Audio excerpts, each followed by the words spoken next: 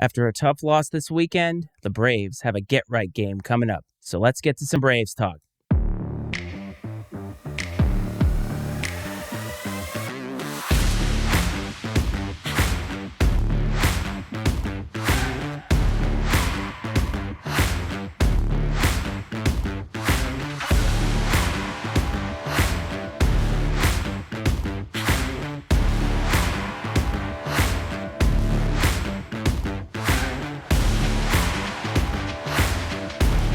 Fans, it's time now to meet the starters for this evening's game.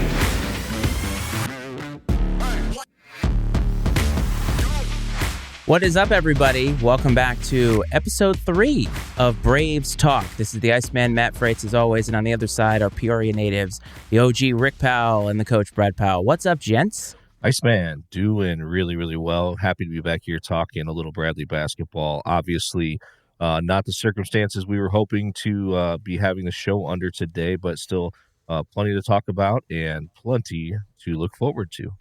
That is correct, gentlemen. So, as we head in, first of all, I want to ask you before we get into it, do you guys watch Super Bowl? Yeah. Yeah, I'm sure a lot of people in that neck of the woods are very, very excited. And I myself have Chiefs fatigue, so I'm sorry to everybody who's listening or watching. But you watch greatness, and it's fun for a while, but I'm a little bit tired of it. And I woke up this morning and I was tired, and I was like, do I really have the energy for this today? But Talking Braves has invigorated me, right? Rejuvenated me, and college basketball season has never felt so exciting. So let's get into Saturday's game, and let's get into some initial thoughts. 74-67 loss in regulation to Drake. Not the outcome I think everybody was looking for. Down big early again. They made another second-half comeback. Couldn't quite keep the lead. Couldn't quite get over the hump.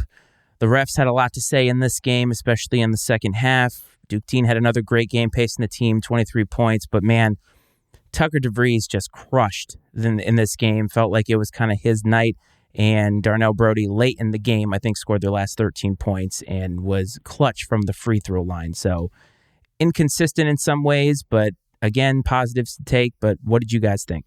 So I'm not a fan. You disagree with me on this. I'm not a fan of blaming the officials because there's a lot of things you're in control over that can dictate the outcome of the game. But there's no denying that their involvement in this game. But that's been my opinion since Saturday night. But digging into the box scores a little bit today, there's some interesting takeaways, and that is that both teams ended up with 15 personal fouls.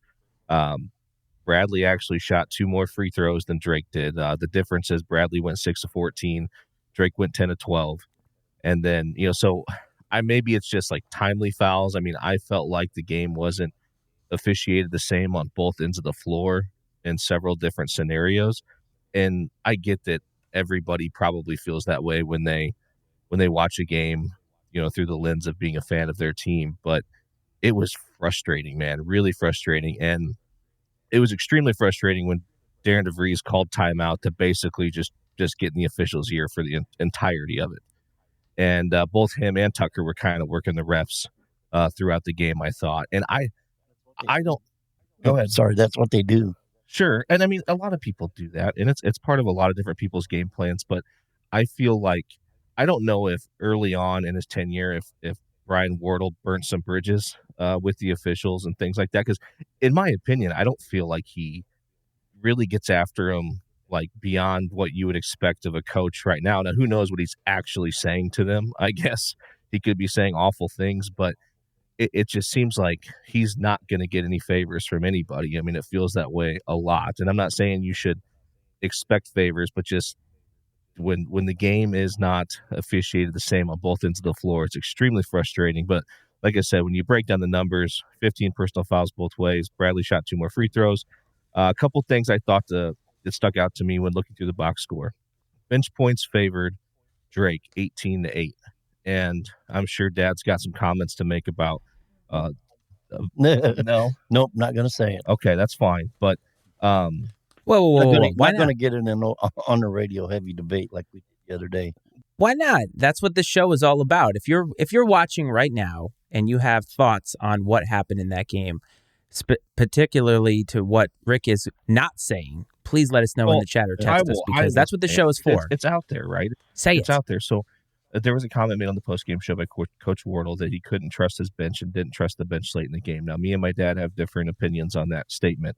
I look at it sort of in a vacuum, that in that big moment, based on the way the bench had played up to that point in time, like I said, 8 total bench points, he didn't feel confidence. Didn't have a lot of confidence in putting the bench in at that point in time and having to rely on them in big moments. Now, should that be the case? No. I mean, all of us wish that weren't the case. I don't know if you want to share any of your thoughts on that matter. I mean, I think it's relevant. Well, I just think, and I know maybe even some of the fans out there with certain players, I think everybody will favor that Kyle Thomas definitely needs more time on the floor. Well, and Coach Wardle said earlier in the year, before we even lost the 2 guards, Pettigrew and Ellis, said these guys, what they need is court time, in the games. I mean, practice is practice.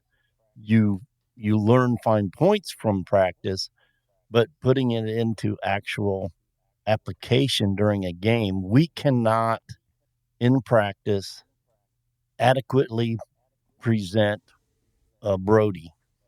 That's just not going to happen. You can go through the steps, what our players should do, but until you actually hit the court and do it, and if there's little flaws that our guys are not doing, you need to explain that to them a little bit more. This is what we were talking about in practice. You need to do this, and then give them another chance, or even 2. Get out there and let's see you do it. I got confidence in you. Don't tell them you don't have confidence in them. Give them that positive push, and they'll respond. Well, in my opinion, I mean, they will. I mean, they're going to be slow, sluggish, and some of them are freshmen. Sure, but this isn't participation trophy time. This isn't. I get that. In the last 5 minutes in the game against Drake at home with second place in the league on the line, that's not a time to go in and feel your way through things and learn on the job. And when you start trying to mount a comeback. And so is it unfortunate for us that we've got to play those starting 5 so many minutes? Is that going to come back to bite us at some point? Is it coming back to bite us already? Possibly. But when the game is on the line, you want people in there that you trust, the people that you trust the most. And I think that as a fan, is there anyone else that wishes that there were certain players from the bench in there in those moments instead of some of the folks that were on the floor? I don't know that anyone would passionately or adamantly defend having one of those other guys out there in those moments, because to that point in time, they hadn't given us a whole lot. And sometimes it's just not your night. There have been other nights where folks have come off the bench and been a huge addition to what's happening. But yeah, I don't think it's a knock. I don't think that's like something that those guys should take personally, in the sense of like, hey, like, you don't trust me. Like I thought. I hope they don't take it personally. Sure. But they do look a lot of times. They're just extremely uptight, in making mistakes, and everybody wants to play. But when you're so uptight, sometimes your mistakes compound themselves by being like that. But isn't there an argument to be made, Brad, that sometimes, right? Like, so think about it this way, right? Some of these freshmen, they're going to be on the team next year. And if Coach Wardle is saying publicly, I think that's what, Rick, I think you're taking offense to, right? It's the public nature of saying, like, I don't trust my bench in this game. But also, Brad, doesn't the additional playing time allow for maybe some matchups that could actually favor them in specific spots in the game? Because we are getting to the point where the games matter the most now. But if you're going to ask everything of these 5 guys every single time, and they can't deliver every single time, you have a bench that you have to do something with. And I don't know enough about the team to say which guy should be the one. But aren't there arguments to be made that Coach Wardle should be trying some of these things out, because maybe there is a solution in there that can help in some of these games where you're going to need to go to the bench because a Hickman has an ankle that gets rolled and he's not 100%. Yep. You need somebody else to pick up the slack for a little bit. Well, that's all I'm saying. The other thing, these guys that you're not trusting, we're hoping they're coming back next year. the ones that you're playing. And if you're saying you don't trust them, they got an off season to work on some stuff, and hopefully they come back and work on it. And they're going to be the ones out there next year, or the ones coming off the bench, and they're going to be better for it. I'll give my other example. Almar Atlason. He's a good 3-point shooter, but some of his 3-point shooting right now has taken a back seat to learning how to play defense. And he is a lot better now than what he was at the beginning of the year, but he still has flaws in that. And we still keep putting him up. There was a guy sitting like 2 or 3 seats away from me, and I wanted to get up and just, smack him. But, I'm the guy I am. No. But no, he said he got called for a foul on Brody, and he got pushed into Brody, and they called a foul on Atlason. And the guy, sitting a couple of seats down from me said, "Get him out of the game and don't let him back in." I'm like shaking my head. I says, "Man, he's got to play." That's how he's learning. So my stance on Almar is that, yes, he was brought in because one of the reasons he was brought in is because of his shooting ability.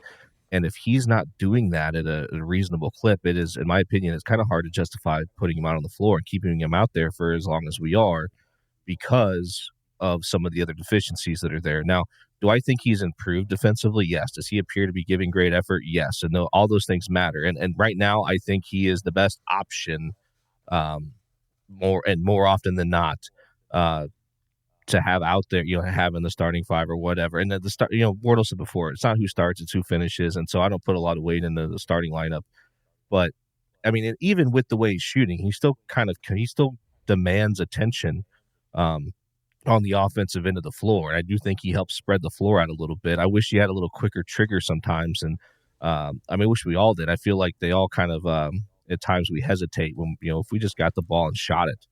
Oh my God. I was seeing what you were saying last week, where it's like there's open threes and they're like, now let's head fake and try to get something in closer. And I'm like, you're open. I was actually getting frustrated at times watching it, and probably because you said something. Well, and it feels like paralysis by analysis sometimes. Like we're just overthinking it and not playing ball, I just wish there was that, just that muscle memory, man. Catch and shoot. Because you never know what could happen in those moments. You could draw some contact, and we could be the team getting fouled on a 3-pointer for once. That's it. Exactly. And so there are other things.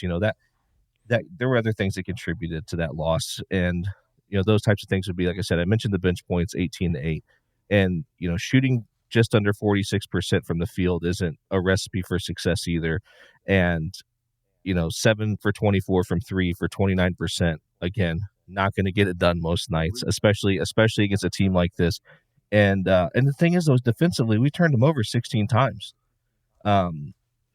which is what you want to see. And it just seems like we haven't been able to put, not that we were great defensively all night long, but we haven't been able to put both ends of the floor together for 2 halves yet this season. And if that happens, like, watch out, right? But it's frustrating at times that we're at the point we are, and we've been unable to do that.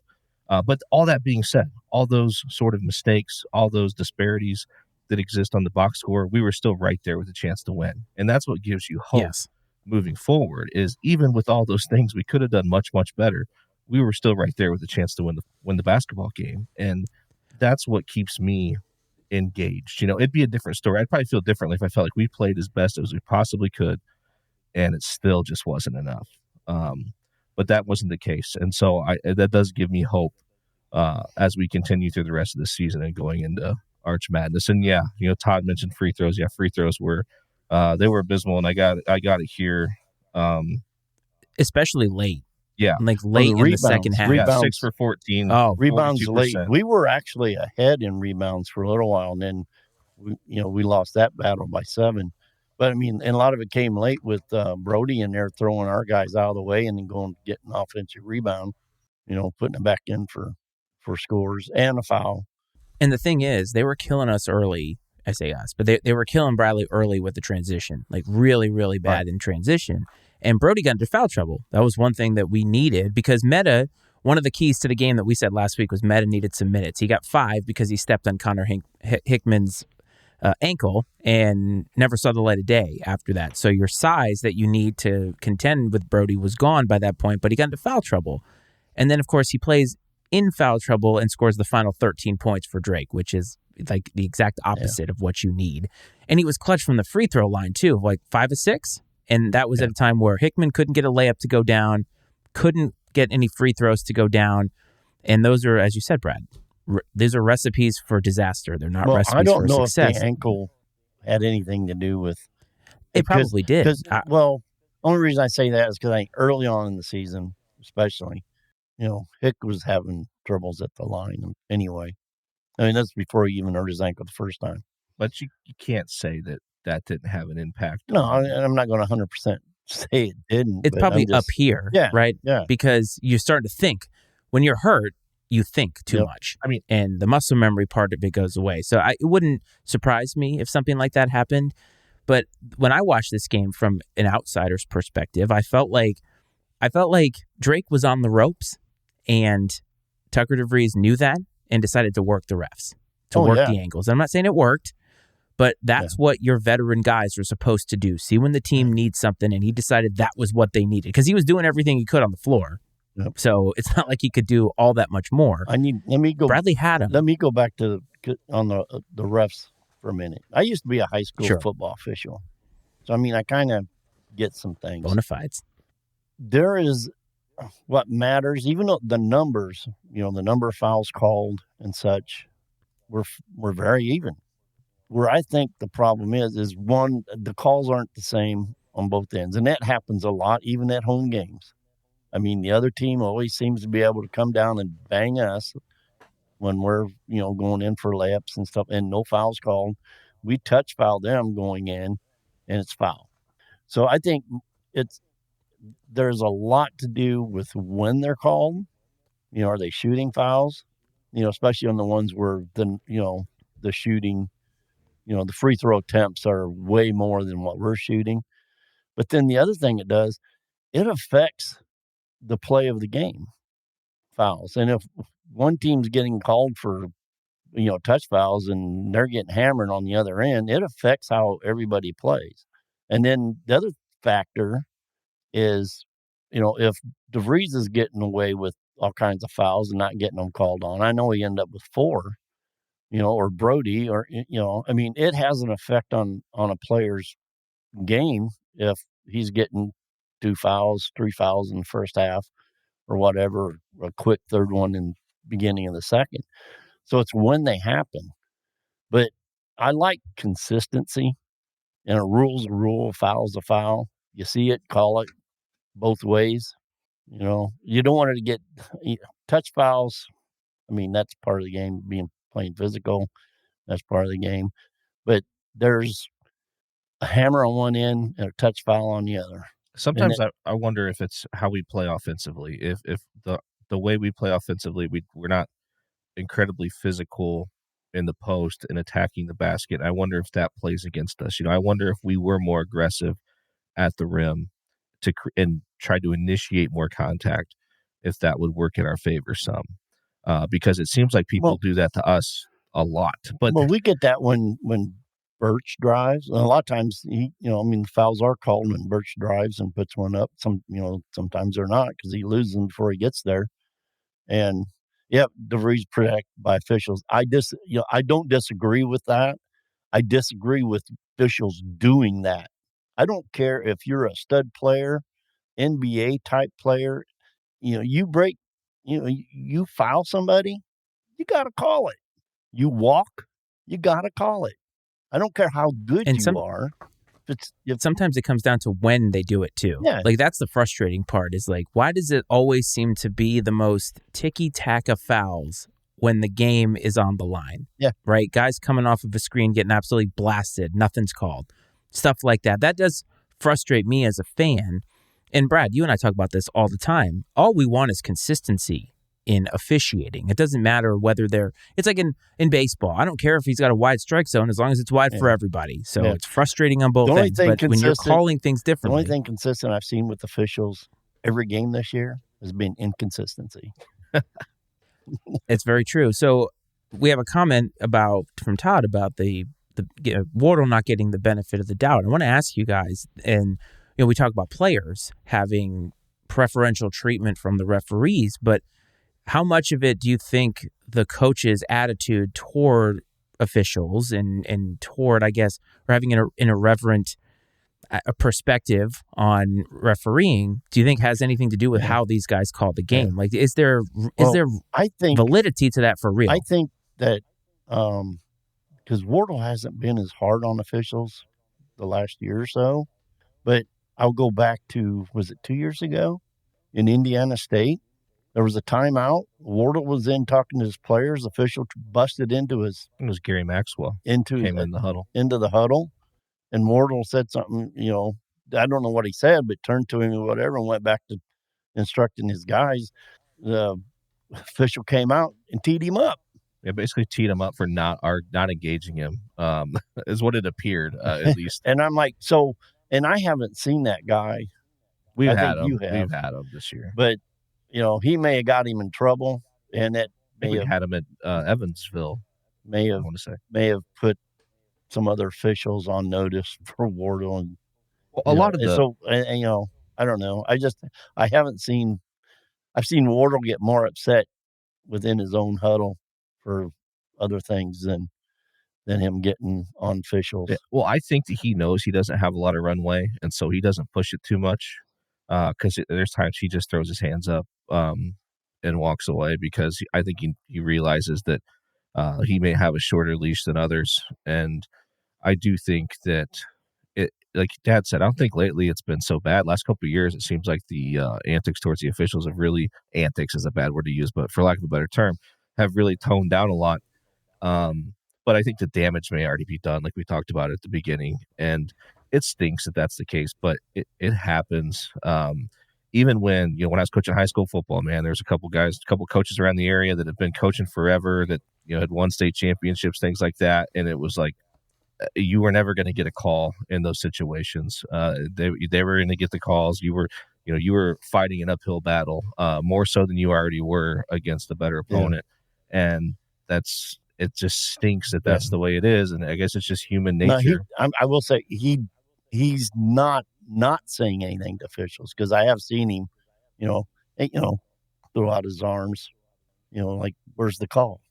But maybe he's a silent assassin as they come down and stand next to him. When he appears, he's just coaching. And there's a reason we've got our seats where our seats are, because outside of the money, but if I was on the sidelines, I'd probably be banned from games. That's good to know that this show has a shelf life, because you can't keep your mouth shut on the sideline. So I'll be sure to keep that in mind. But one of the things also that I wanted to talk about was the slow start stuff, because this team plays fast. They obviously have the ability to score, come back. We've seen that throughout the course of the season. So this is 2 games in a row now, where they've started really slow.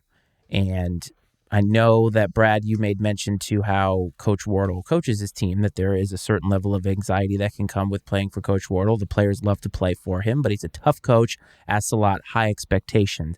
And how much of that, knowing that their coach has such high expectations, do you think can lend itself to skids like this, where they don't want to make a mistake early, and then those mistakes that they make because they're trying not to make a mistake end up compounding on themselves? I think that happens a little bit in the sense that, they come out trying to execute the game plan. And, if we miss a shot, if you get beat on defense, it seems like the willingness to take that chance decreases significantly after that. And that sucks to see the confidence fade so quickly. And part of it is just being a 20-year-old young man that is, just still trying to build your confidence as a human being, and as a young man, let alone a Division I basketball player. But I think that I think it plays into it for sure. To what extent, it's hard to, I guess, measure, but we can't make a habit out of doing this. It's got to be exhausting to claw your way back into these games, and to have to do it in consecutive games, and then like to put forth all that effort and to still not get the win. So not only, the physical exhaustion, but that's got to be mentally taxing. I think that you can trick yourself into, kind of that mind over matter thing if you get the win. You know what I mean? Like, you can convince yourself that, hey, we're good to go, man. I feel good. But the mental weight that has to come from battling that hard to get back in the game and still coming up short has got to be significant for sure. What do you think, Rick? Yeah, I agree with Brad. Pretty much all of it. Good, very Dynamite succinct. take, Dad. Dynamite take, very succinct. So let's move on to look at the big picture here. So some things have changed. Nothing's changed for Bradley. Still the 3 seed projected right now. Some of the teams right below them have changed a little bit. So if the tournament were to start today, they'd be worried about who'd be coming out of the UIC Northern Iowa game, which is a little bit of a different matchup than I think we were talking about last week. But for Bradley right now, firmly in third place in the league. I think they're still projected to be there. So as long as they continue to take care of business, that's what we're looking at here. So let's move on to this coming week's game, which is against UIC, one of the bottom feeders. No offense to them, but in the league, coming in at 3-11. And I know you guys don't have a whole lot of analysis on this. This is a game that should be a quote-unquote get-right game for them. As long as they don't have another slow start, I think they could use a fast start. So what do you think are some keys to the game, Rick? Yeah, I think we got the one kid, I can't pronounce his name. We got the two. Let's not try got it. the 2 guys who Good player we A need and to good stop. player B. Yeah, That's Well, I know Jones is the other guy. Safe. I mean, against Northern Iowa, and they actually beat them. Of course, that was the home game for them. Not by a lot, but they still beat them. But Jones and Toller, something like that. Looking at me, I don't know. But anyway, they both scored it in the 20s, both those guys. Everybody else, I mean, no one scored more than 9. But so, I mean, we come out defensively and we play our game, hit our shots, relax a little bit. That's the key. That's the big one. I mean, come out, relax. Really. Just come out, relax, hit your shots, and, just let the smoke settle and see where we're at the end. But, I mean, that's about the only thing I have, on the UIC. We should win it by double digits pretty easy, in my opinion. That's a scary thing to say. I think Well, hold on, Brad, because your dad in the comment section last week predicted that Bradley was going to win by 12. So I don't know how you feel about his take now. So continue. So anyways, I think that these guys need to come out and see the ball go in the basket. That is a huge thing right now. Some of these guys, Atlason, Christian Davis, Hick and Duke have been streaky. It's like their points have come in bunches, it feels like. I'm not so worried about them offensively. It seems like they find a way to get theirs even with slow starts, but it's that supporting cast, like I said, of Almar and Christian Davis, seeing the ball go in the basket from 3-point range, especially. Malavai seemed to get a stroke back a little bit Saturday against Drake, which was nice to see. I mean, this game is in my opinion, way more about Bradley than it is about UIC. And it's a nice time probably for Bradley to have a game like this against an opponent like this.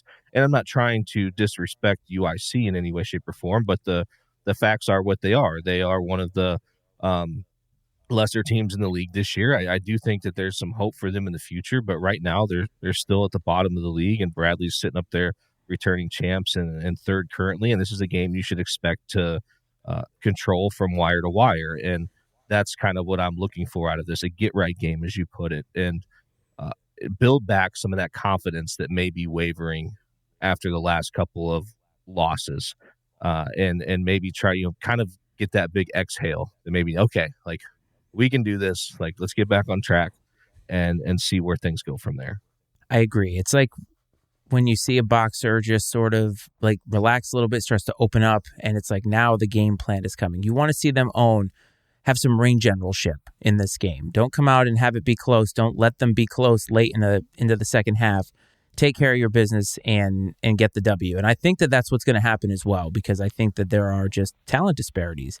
But what makes me nervous is how sluggish they've come out and how anxious they have looked. And so the deep breath, the exhale, we want them to relax. But Todd, I do want to address your comment where you said if we lose to UIC that you are going to quit. And I just want to ask you, don't quit on us, please, because we're here to talk you through all of the feelings that you're going through with Bradley basketball. And I realize that since I came on board, the team has not won a game yet, but trust me, We will get you through this. So please do not quit on us. So we're going to add something new this time where our OG, our resident expert on all things Bradley, is going to look at other games within the Valley that are very important to Bradley's cause right now, because unfortunately, after 2 losses in a row, the teams below them have moved a little bit closer, and that 3 seed could be in jeopardy if they lose one of these games from here on out, with Drake, I think, to end the season. So, Rick, what are some of the games you think Bradley needs to, not scoreboard watch, but needs to be looking at, because they need to take care of their business, but they need to kind of watch the other teams as well? Yeah, well, I kind of looked at it, look at teams that results of games tomorrow, Wednesday, and Saturday, Sunday, how they could affect our positioning, third, fourth, whichever. Biggest one is the SIU Belmont game Wednesday night. SIU's 1 game behind us. Belmont is 2. Right now, they're sitting at SIU and Belmont. That's who I hope finishes 4th and 5th. Doesn't matter where either one finishes. But, the difference between playing Thursday or not is relevant, I think.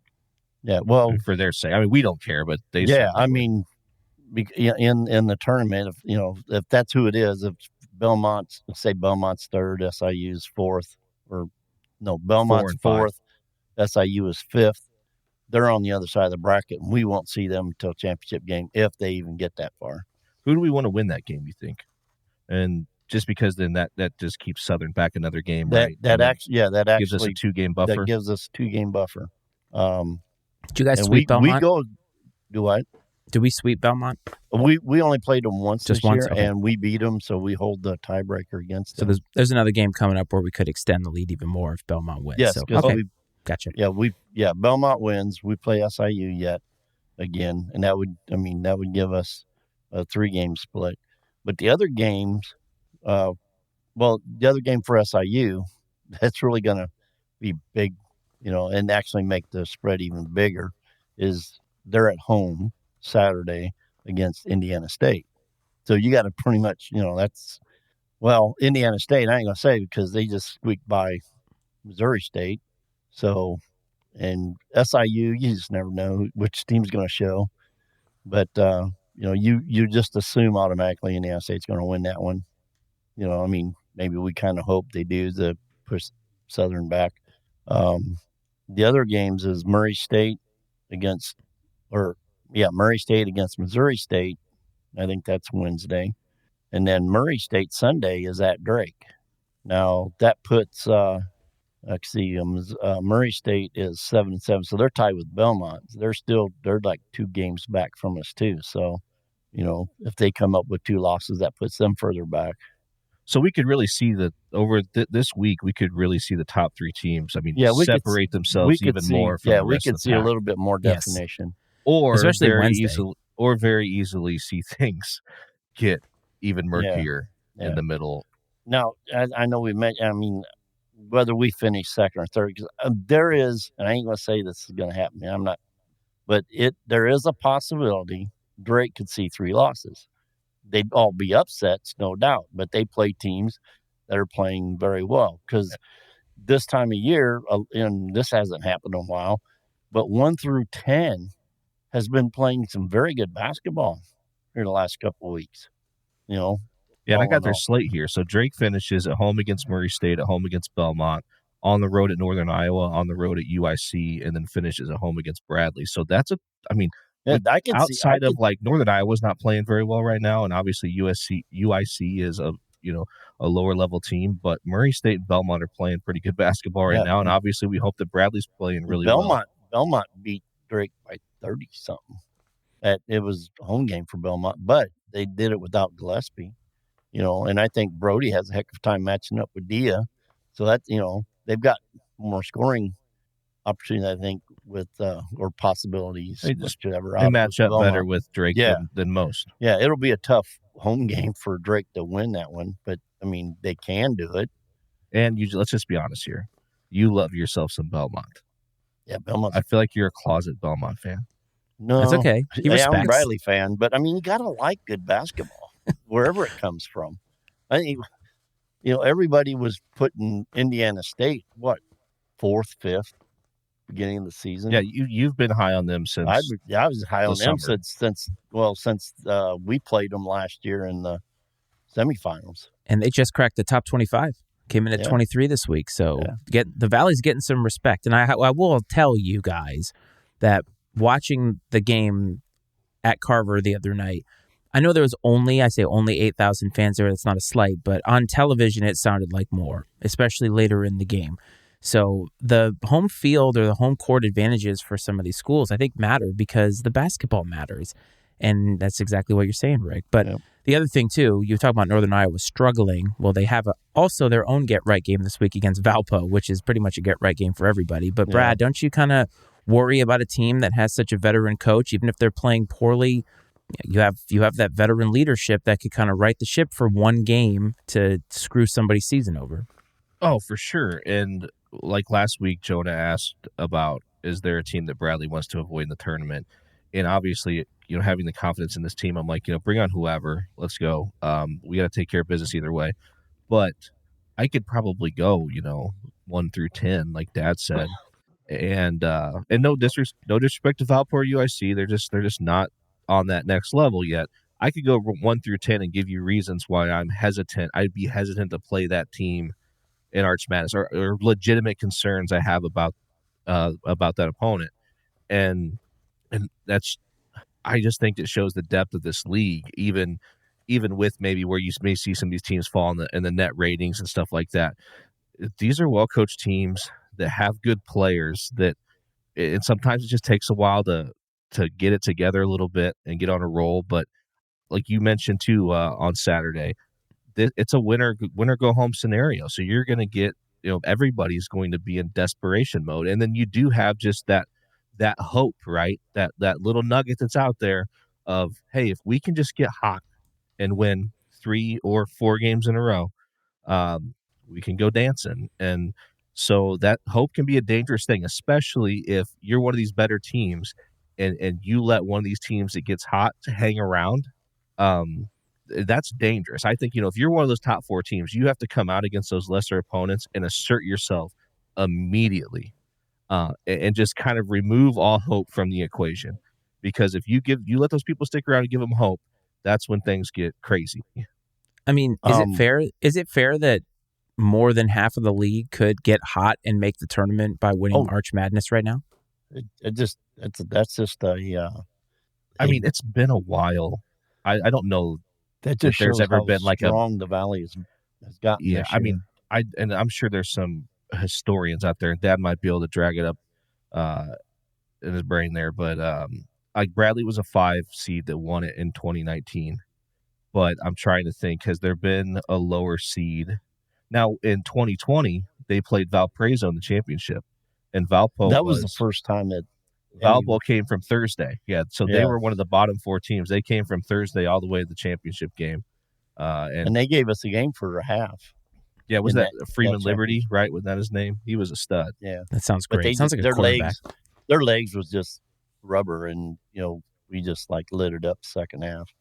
Well, it takes for these not as talented squads, it takes more to make those runs. And Virginia Tech did it a couple of seasons ago when they won the ACC, and then they get to the tournament, and you can just see it right from the tip. They look like they have nothing because that run to win the ACC the tournament took way too much out of them because they're not on the same level as some of these other squads. But as you said, Brad, the nugget is there, and that's the danger, right? The hopium in this tournament is what makes other teams dangerous. And what I'm concerned about as, an outsider, but becoming more of an insider, is seeing Bradley trending downward after these 2 games at the most crucial time. And you said it, Brian Wardle's teams generally play their best in February. Well, we're running out of February, my man. So, it's got to get picked up at some point. Yeah, we'll get I was sitting there looking at the standings right now and how it sort of looks for the tournament. And that is who we should play. And I'll look back to Jonah on this one, is we hope UNI and UIC, which will be the 6 and the 11 seed, assuming that we're going to be the 3rd seed, we hope that that's who finishes in 6 and 11. Then you figure UNI. we have a better chance of beating either of those two teams. Well, and if you can't, then none of this matters, right? I mean, that's really it true. when it comes down to it. But I'm just saying, your better pathway is for that as opposed to a Murray State. There's landmines everywhere, man. Oh, no kidding. That's the thing. For everybody, and if anybody's actually sat back and watched Indiana State play in the last week and a half, you can tell they're a 6-man rotation team in middle of February. They are playing close games, where earlier they were beating teams pretty convincingly. They're getting to where you can actually see they're still good. Don't get me wrong, because they've only lost one conference game. Yeah, well, that plays into what Kevin said. I'm going to put it back up there real quick about, Wardle gets the boys playing good basketball late in the year, but this group seems to have tired legs. So yes. The same could be said about this Bradley team because, Yep. And we talked about that right at the top a little bit, that, the whole not trusting the bench situation. But, we're also paying the price for that at the same time because these guys are playing a lot of minutes and we're getting down to that time of year. We're not going to get through the tournament without we need a Luckman trusting Lundy. our bench. We need a Luckman Lundy from 2019. We need one of these guys to kind of catch fire here and kind of breathe some life into this group. Some much needed pick me up from somebody on the bench to really get us going. And it's going to take that, I think, to get to where this team wants to get. And I think we have capable people. But Birch, gonna have to be Birch. He's probably the guy, more. And he's. I feel like he's taking steps. He's taken steps in that direction. I thought he played really well. He's starting to. Saturday. He's not totally, but he's starting to come around to play within himself. You see him starting to. He's playing with a little bit more restraint, and not in a bad way, like more control. So earlier in the year, if he would come down and maybe miss a layup or whatever, and he'd turn around and run down and try to make up for it on defense and get a dumb foul, right? And I kind of saw him Saturday a little bit. It seemed like a similar situation, and he's running back down the floor, and you see him kind of pull up a little bit, like he knows, like this isn't like I don't have to get this all back at once, like you don't have to go, make up for it just by playing great defense, which he did.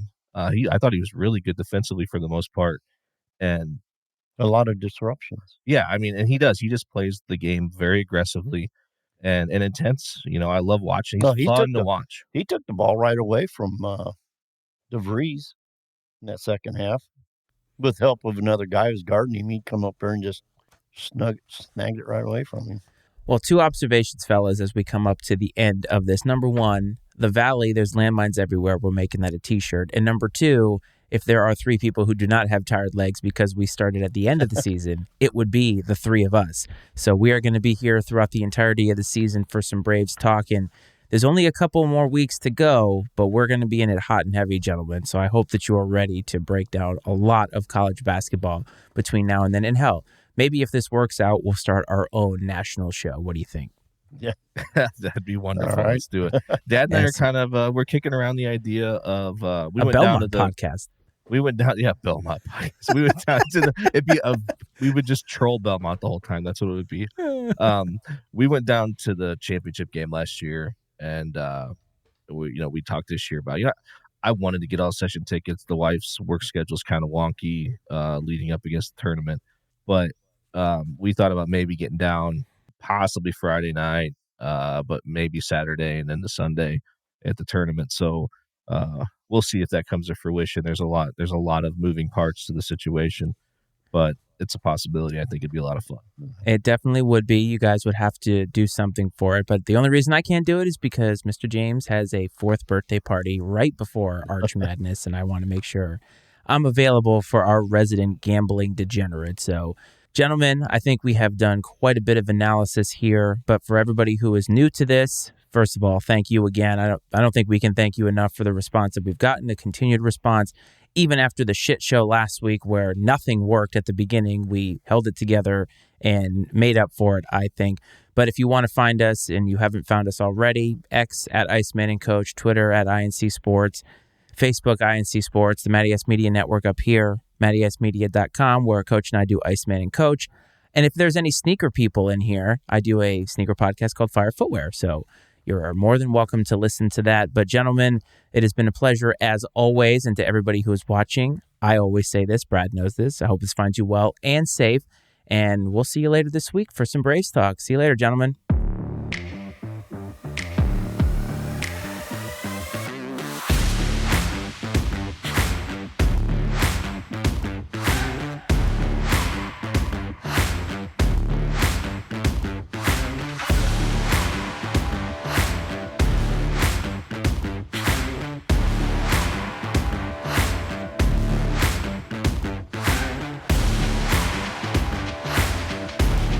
Fans, it's time now to meet the starters for this evening's game.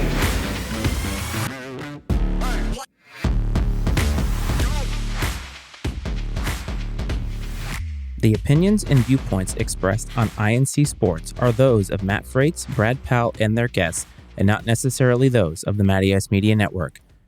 I&C Sports is exclusively owned by Matt Freites and Brad Powell and is brought to you by the Matty Ice Media Network.